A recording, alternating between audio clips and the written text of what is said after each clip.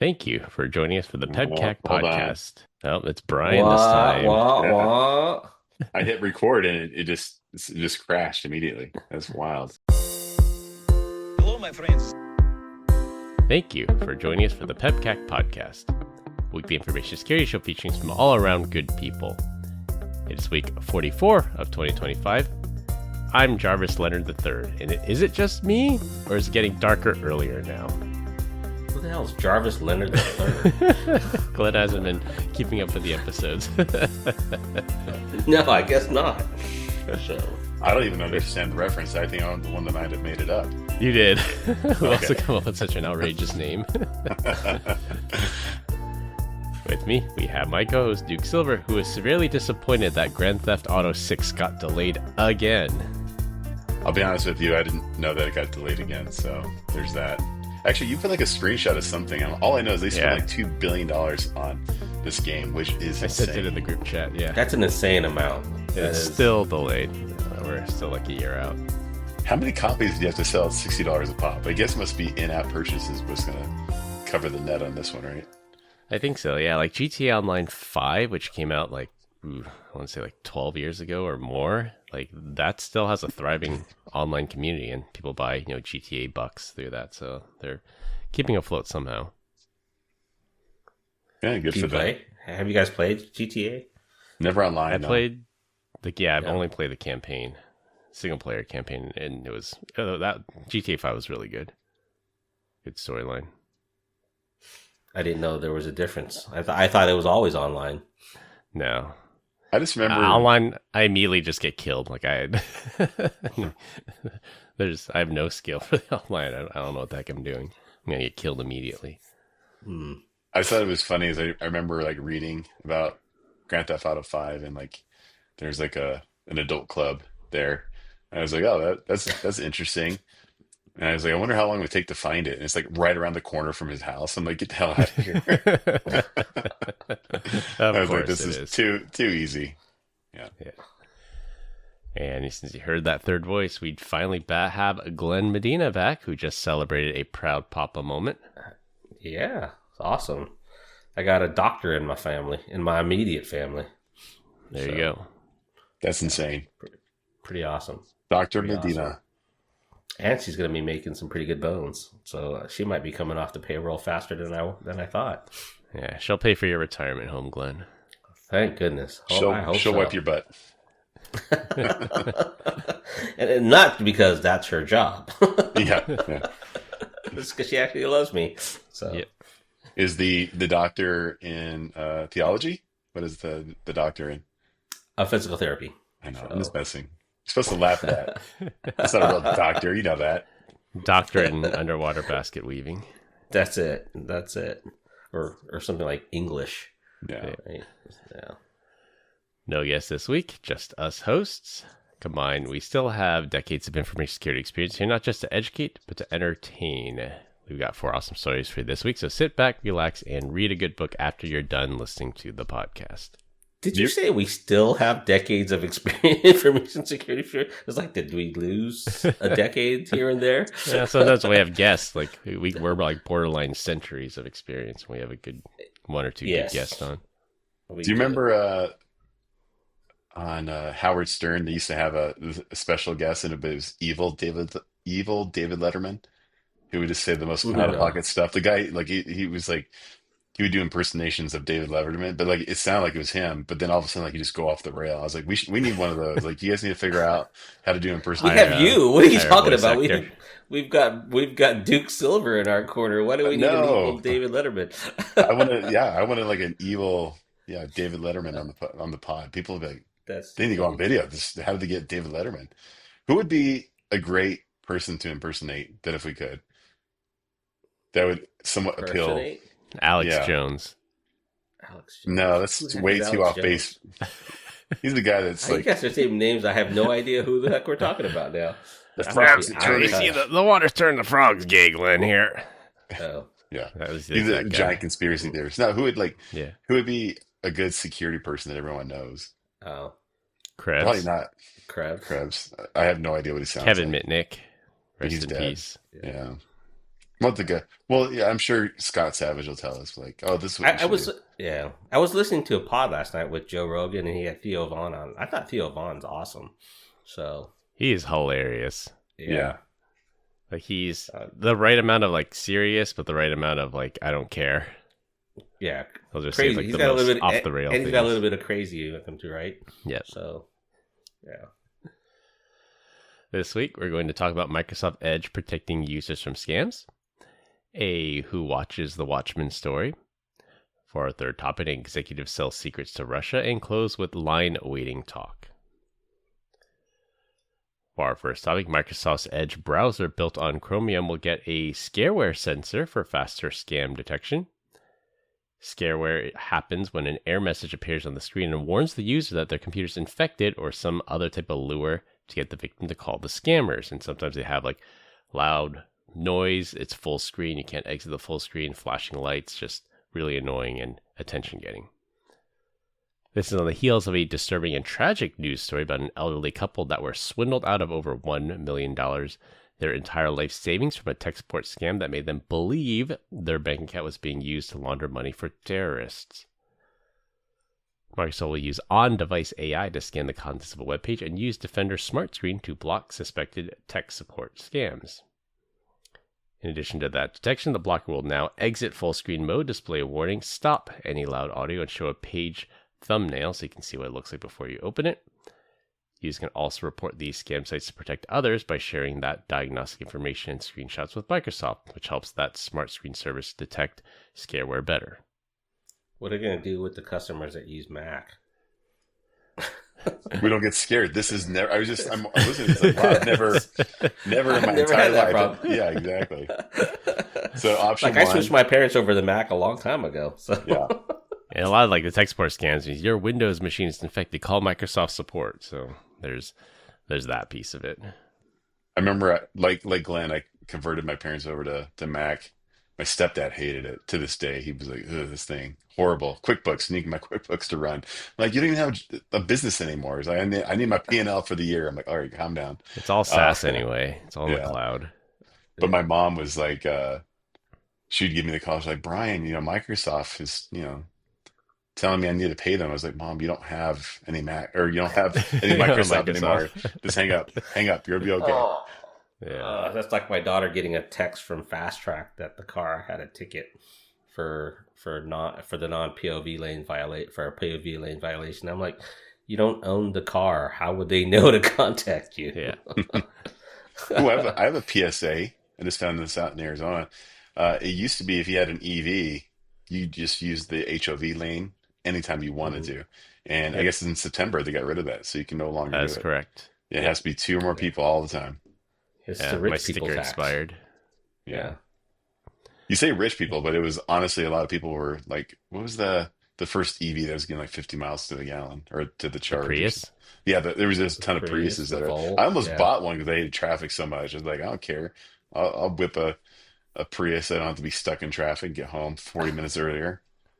Get called all You kinds of driving a names. Prius would be a funny scene. Yeah, I remember I told that to somebody. He's like, he was like, I can't even say it. Well, no, I won't even say it. But anyways, he was very judgmental. I was like, I didn't know that you were that type of person. I was like, no, man. He's like, have you ever been in one? Do you know what you look like? I'm like, all right, calm down. So I'm the type of person that doesn't want to sit in traffic. Yeah. Traffic used to make me, I felt like I was going to have a psychotic episode just being Yeah. stuck there. Yeah. Yeah. So I could never live in LA. Yeah. Glenn lived in LA for a bit. He owns property down there. The bank does, buddy. So He has to get used to that traffic. yeah. Yeah. Well, you could also use to stop scareware. I have uBlock Origin, so I install ad blockers on most of the computers, if not all the computers in the house. So that helps a lot because a lot of it's based off of like JavaScript and things like that. That ad blockers will help, or use things like Brave, the privacy-centric browser that's supposed to stop a bunch of that stuff too. Hey, shout out to Brave. It works. Pretty impressed by it. So thanks, Chris. You're Well, welcome. the fact that Brave blocks that outright.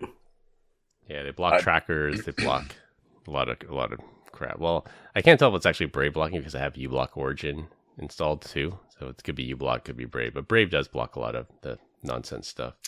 Well, Your Chrome does office it is now getting too, right? cluttered, by the way, Chris. Yeah. You're starting to look like a hoarder again. You have this big, beautiful house.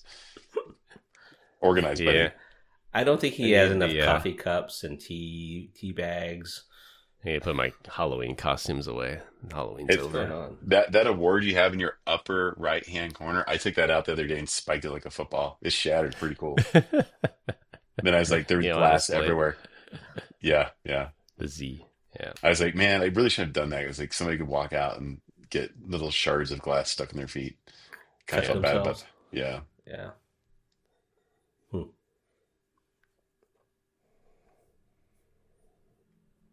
Topic 2. No, Anything that helps stop people from getting scammed, I think, is a good thing. So good on Microsoft for doing that. They didn't have to, but they did.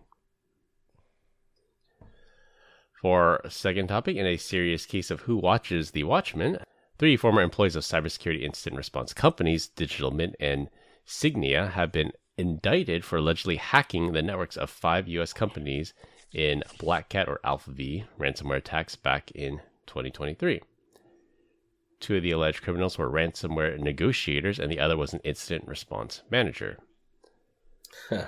Per the This is a indictment, good one. the group's alleged victims included Tampa Medical Device Maker, a Maryland pharmaceutical company, a California doctor's office, a California engineering firm, and a Virginia drone manufacturer, so spanning multiple verticals here.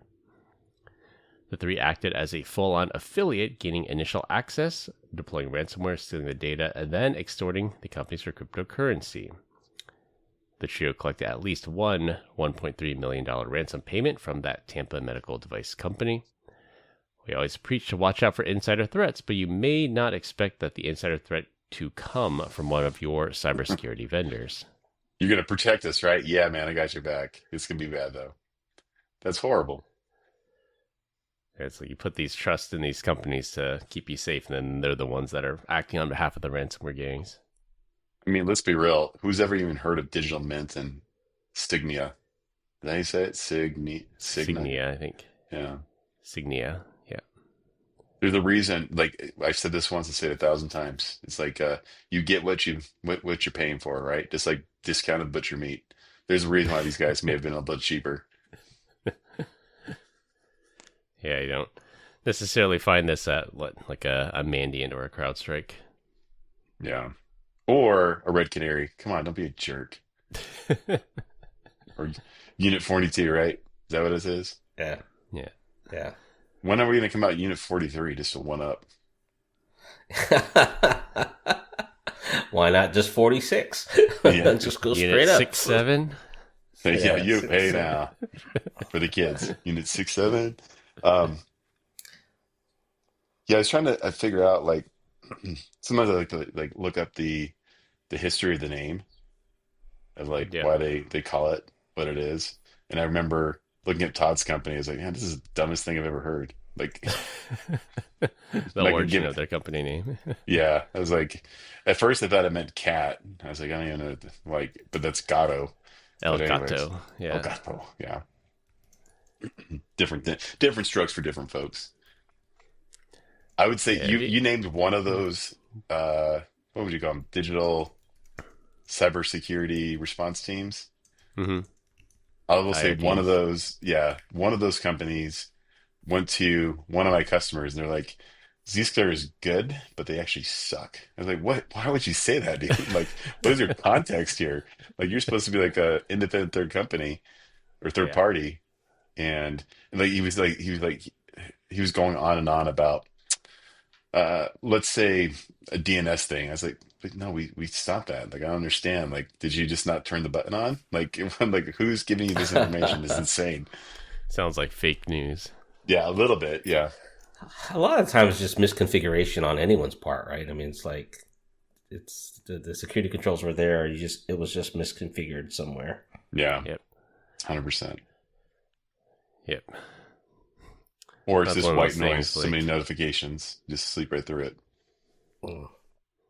It's one of those things. How do you stop something like this? Like we always get, we're a vendor and we get tons of these vendor questionnaires that say have your employees pass a background check? Do you have, MFA, like things to like stop them from getting unintentionally breached? But how do you stop like a motivated threat actor that has this type of access? Like they need this access to do their job, and then they go ahead and abuse that access. So maybe it's the giant stick of the law that's gonna throw the book at these guys and make it not worth their while anymore. I think if you look at it, it'll be harder and harder to get jobs in security, simply because the background checks are just going to be ridiculously hard to pass, right? Not only do you validate who you are, but your background, if dates don't match. Maybe they might even go to your social profiles and even look for your darknet profiles or whatnot. Maybe your bank account, any irregular payments to your bank accounts. Yeah, exactly. Yeah. Is this person at credit risk? Yeah. Do they have a gambling addiction? Like, yeah. Are they placing bets on sports in the middle of a podcast like Glenn does? Well, if you look at it now, I mean, some of the background checks are pretty invasive, where they're looking at credit scores, right? They're looking at a healthy thing of like, okay, dates that are on a application, do they match? And if they don't match, can you go back and provide some detail? Like, I think the day's coming, so it's going to be just as bad as getting a security. Was it a security clearance for the military? Yeah, for the military. Yeah, especially for critical jobs, right? Or some of these security related jobs. Yeah, I worked at a number of companies. I worked at a startup. The startup got acquired, and I established a good rapport at my startup. Like everyone knew who I was, and we were relatively small. And then when the acquiring company bought us, like, oh, you have to go through another employment verification background check thing. I'm like, all right, well, I've been vetted once by the startup, like, but you don't trust them. Sure, I get you might have a different process. That company was the only company I've ever had. They couldn't verify my college degree. I had to drive to my parents' house, get a copy of my diploma, and then send it to them for verification. Like, so that's the only time I've ever had to do that. Damn. And I graduated, I won't say throw off my age, but I graduated a long time ago, but they were still concerned that I actually did get this college degree that I had on my resume. Yeah. I want to say for here, when I got interviewed at Zscaler, they were doing the background check. They wanted me to like get the owner of some company to vouch for me. I was like, dude, my name was different back then. Like, this is going to be so difficult to reach out to them. Like, hey, remember me? I changed my name. Don't ask why. And now I know it's like 22 years later, but can you write a reference letter for me? Yeah. You knew me as Duke Silver. Now I go by Brian. Yeah. I think the only saving grace is just like throughout the years, I would just randomly pop into this place and and just talk with people. It was insane how many people, like, I understand the owners wouldn't leave the company, right? It's their thing, but they're just like the lady at the front desk is still there. The main HR person's still there. The secure or the it's called InfoSec person that replaced me, still there. I'm like, how the heck are you guys doing this? This is insane. There for life. Yeah, lifers. Some people just, yeah, that's what they do. Guess they can say that about me now. I've been here 8.5 years, so. It's true. Yeah. I also want to say for this particular company, for the whole employment verification check, like, I think they made me get like a pay stub from a job more than 7 years ago. Like, I only keep 7 years worth of records because that's what the IRS requires. But I just happened to keep a pay stub from this old job. And like, I think I had to send it to them to verify that I worked at this company. Dang. But even then, it's like, sure, that proves that I did what I said I did, but that doesn't prove that I'm not going to go into one of our customers and ransom them. So I don't know. I don't know what the solution is here. Better logging. Actually, this makes me think of something. So you have a vendor coming in, you could do session recording, right? Then Yes. how that's great because now you have repudiation standpoint. You can go back and look at it in time. But I think the way that maybe like one up that, and I just made a note to go reach out to PM is like, how about we start leveraging AI to vet the session recordings of like the behavior of what they were actually doing. I wonder if there's any context we can pull out of that. That'd be kind of cool. Yeah. Should this person be running PowerShell on this production box? Yeah. Like, Does the job require it? Sure. If not, Why is there so block. many RM-Fs in his script? Yeah. Again, that requires some level of alerting, and I think that's good after the fact. Like, we know who done it, but in real time or runtime, we gotta figure it out. I mean, that's just your normal ransomware prevention. Just stop this stuff from getting deployed. Yeah. I think you'd be able to do it in real time if you had the ability to with AI. Yeah. Yeah. Zero trust plus AI. I smell a RFE. All right, for our third topic, we have yet another insider threat story of an executive over at L3 Harris Trenchant illegally selling zero-day exploits to a Russian exploit broker. U.S. defense contractor L3 Harris acquired the exploit developers Azimuth and Linchpin Labs and combined it into what they called Trenchant to develop lawful hacking tools, and now their former general manager was arrested for stealing those tools from his employer. A guy named Peter Williams admitted to stealing 8 zero-days worth about $35 million and selling them to a Russian broker for about $1.3 million between 2022 and 2025. As the general manager, Williams maintained super user access. He could see all the logs. He had access to every part of their secure network, including their exploit development network. And he loaded the exploits onto a portable USB drive, which to me was the most striking part of this story. It's hard to believe USB still works in the post-Snowden era, especially in these really, really secure areas. Making matters worse, Williams fired an employee back in February, accusing him of stealing the exploits when they showed up in the possession of an unauthorized broker. So they basically got alerted. They said, your exploit got out. Like, figure out who's the mole. And this guy found some scapegoat and fired him. Later on, that's crazy. That fired employee got a letter from Apple that his device had been targeted with mercenary-grade spyware, likely Pegasus or something similar. So that's when they put all the pieces together, found out this guy was framed, and that the person was still inside the company. Wait, that employee got a letter from Apple saying all right, so that's interesting on the Pegasus thing, that Apple has the ability to detect Pegasus. Yeah, Apple and Google. Like, some people with Android phones or with Google Gmail accounts, Google will proactively send you letters saying you're being targeted with mercenary grade spyware. That's crazy. Like a letter in the mail? Yeah, it usually has something to do with the crash dumps. When your iPhone crashes and then it says, do you want to send this report to Apple? And you say yes, and then they review the crash dump and they're like, uh-oh, this is bad. And then they have to alert the user that says, this isn't just some random app crashing, this is targeted. This is a U.S. defense contractor. Is this guy bound to federal type action here? Oh, I'm sure, yeah. He's going to get the U.S. defense contractor. He's going to get the electric chair, man. Yeah, I don't know if it's... I can't remember if I read something or there's discussion, is this treason? Is he actively, undermining his own country and selling to the enemies? Well... I think the argument here was these exploits. L3 Harris is a private company. They sell to the government, but they're a private company. They're not trade secrets. They're not state secrets. Not like that Bob Mueller? That guy, he actually stole and sold state secrets that got people killed. But this guy was trying to make a buck on the side, stealing from his employer.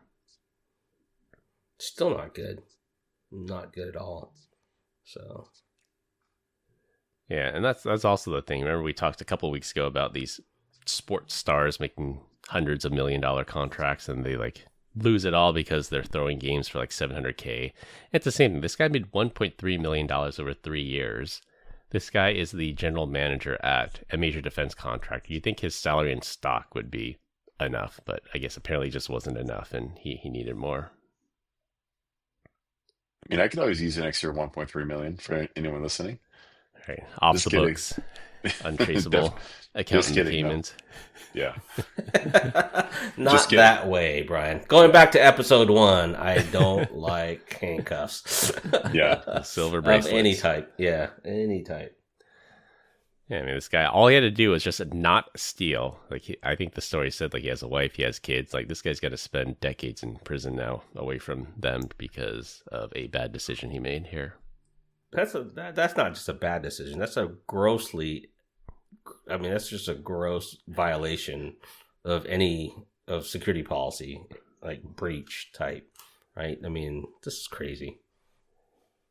Yeah, and imagine those tools, especially his choice of buyer to a Russian exploit broker. Yeah. Like, they're going to flip that to the the SVU or SVR, FSB, one of those.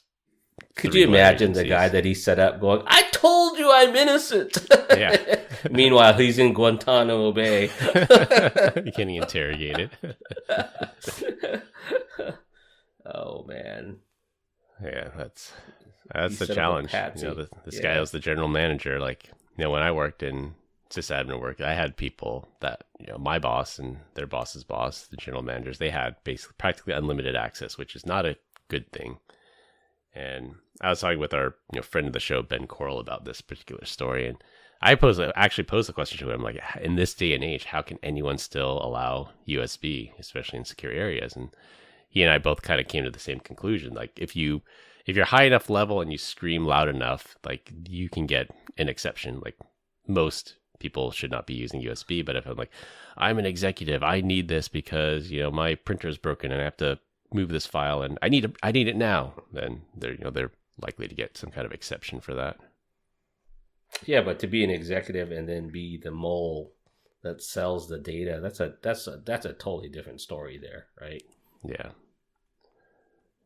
Yeah. Sounds like someone had daddy issues. Yeah. Someone's gonna get daddy issues in jail. Yeah, just like, is that a white collar crime? Does he go to like Club Fed with Martha Club Stewart? Fed? Yeah. Check yourself in, check yourself out.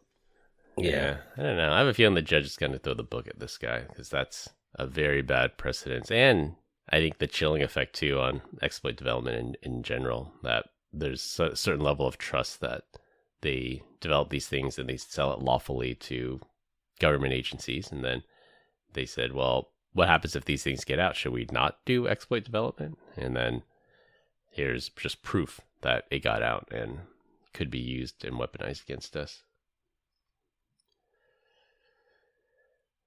Stuff don't work no more. Yeah. Yeah, I got rid of mine. I think Brian tossed his after like the first week. No you ever comment. tried it at the gym? The Either Flipper you. Zero? Yeah. No, his smelling salt. Oh. Yeah, I got rid of mine. That's what it's actually intended for. It's supposed to be like a workout enhancer.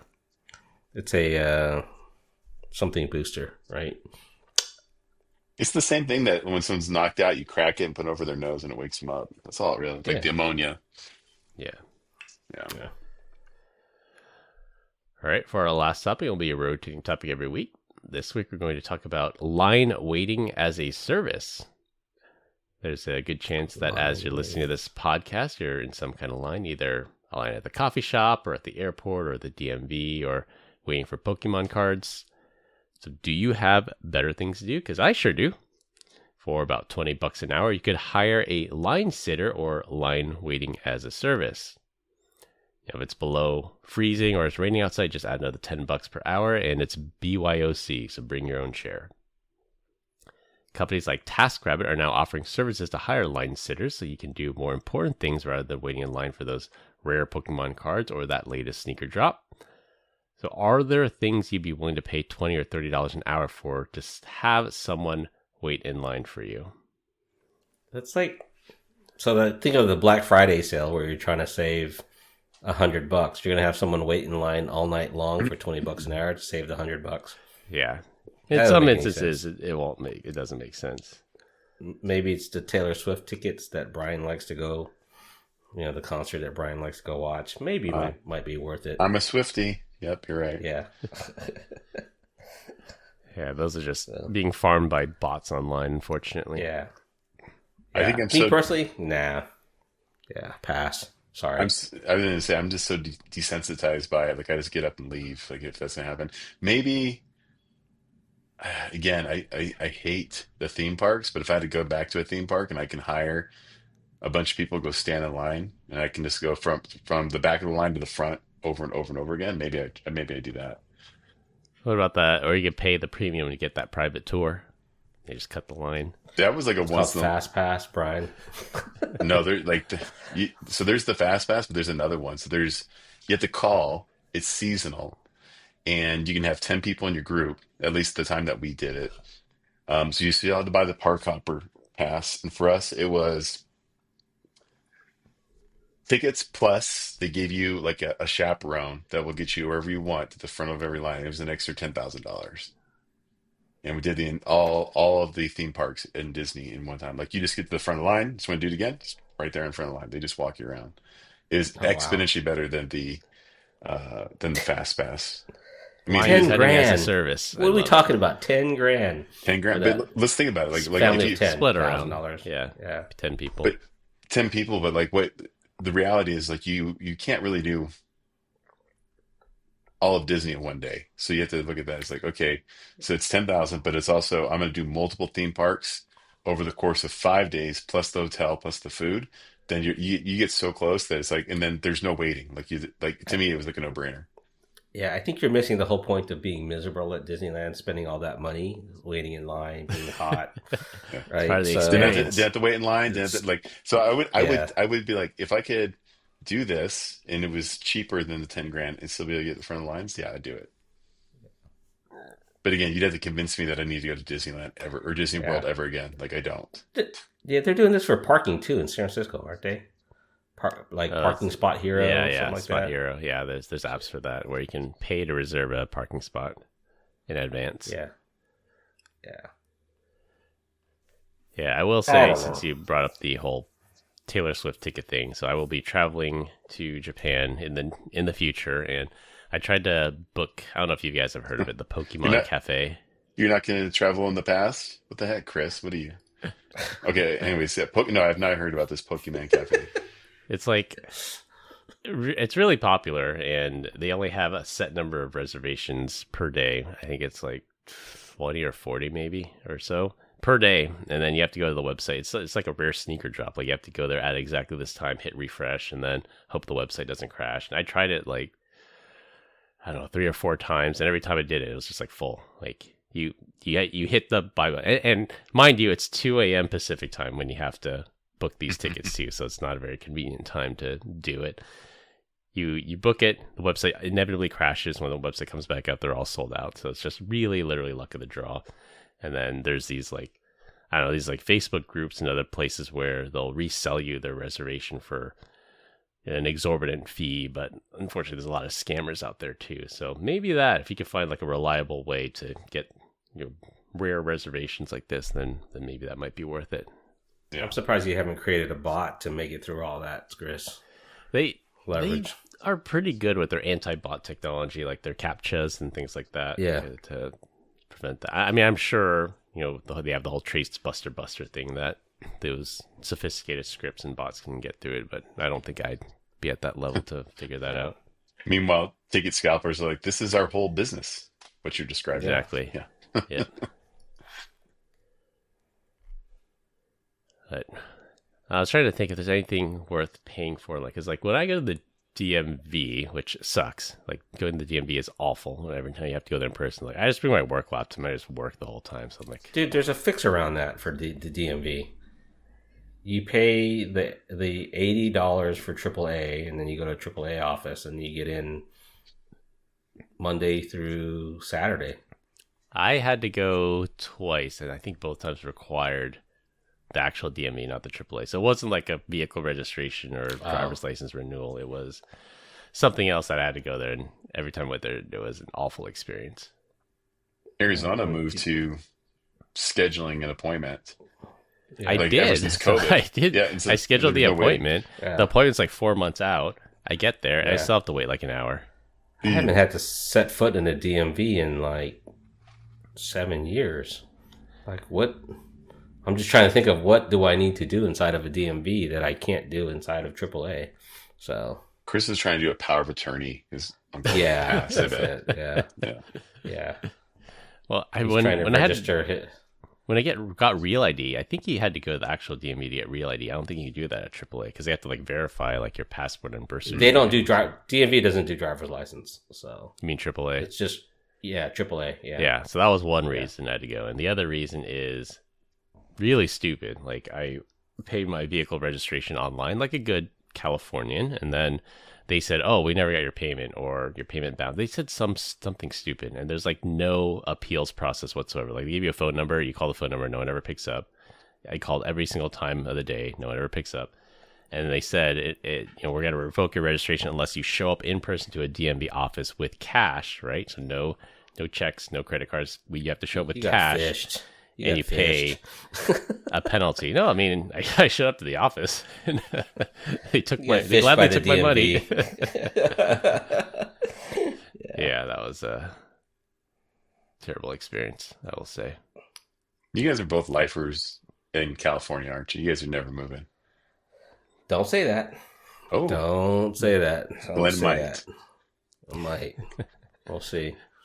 All right, Chris, definitely you're stuck, right? I will say there is one circumstance in which I will have the ability to flee the state, but I'll tell you guys that later. Oh, can't wait. Can only be told at the summit. Yeah. Yeah. Otherwise, yes, Brian, I am here for life. Gonna enjoy that 16% tax rate soon. God, Is that it's higher than that? 16 It's now? gotta be. What was it before? It's 14.3 right now. It's gonna go up to 16 pretty soon. Jeez. It's a communist state. I'm Yeah, telling you that's right state now. alone. Yeah, you got 38% federal, 10% sales, 1% property. Yeah. But at least the weather's nice. The Yeah. poor get poor and they're poor and the rich get poorer, apparently, with this new model. Yep. Just Yeah. trying to make it through the end of the day. That's all I'm trying to do. Yeah, I mean, there are a lot of instances where people are like, "Well, time is money. I'd rather be doing something else." But like, if you can figure out what to do while waiting in line, I guess it's not terrible. But I thought it was interesting. I mean, it's capitalism where there's a market where there's a willing seller, there's a willing buyer, then they'll meet and they'll pay. I've actually never met like a professional line sitter, I guess. Like when I'm in line, sometimes I chat with people around me, figure out what their story is, and I never actually met someone who's like, "Oh, I'm just a line sitter." Like I've never gotten that. University of Oregon graduate that was working at Uber is now making more money line sitting. Yeah, maybe. Nothing against University of Oregon folks, so Go Ducks. go Ducks. Go Quacks. All right, well, we continue to get great comments about our dad joke of the week. Dad joke of the week. This week, I'm up. NASA is launching a satellite to say sorry to all the aliens out there. They're calling it the Apollo G. Sure. Oh. Hey, I got one. I'm going to say this one too. If Go you for don't it. mind. What kind of farm animal is really good at opening doors? Chickens. Rooster. Gators. A turkey. Turkey. Nice Thanksgiving joke there, Glenn. Yes. All right. Warm. Wah, Wah, wah, wah. Womp womp. All right, to wrap things up, Microsoft Edge is striking back at tech support scams. 3 cybersecurity workers were hacking for Alpha V. L3 Harris Trenchant executives stole and sold zero-day exploits and used line sitting as a service the next time you don't want to wait. That's all I have for this week. Hope you enjoyed this week's episode. Find us all on LinkedIn. Links will be in the description. Follow us on Instagram at PEBCAK Podcast. Thank you to our listeners and subscribers. Rate us 5 stars in the iTunes Store and Spotify and left us a review. We appreciate you all spreading the word to help grow the show. The best way to find us is to search for the PEBCAK Podcast in your favorite podcast listening app. My co-host Brian Deach and Glenn Medina. I'm Chris Louie. Thanks for listening. We'll see you all next week. And as always, have a nice day. Bye, Felicia. Hi, Felicia. Have a nice day.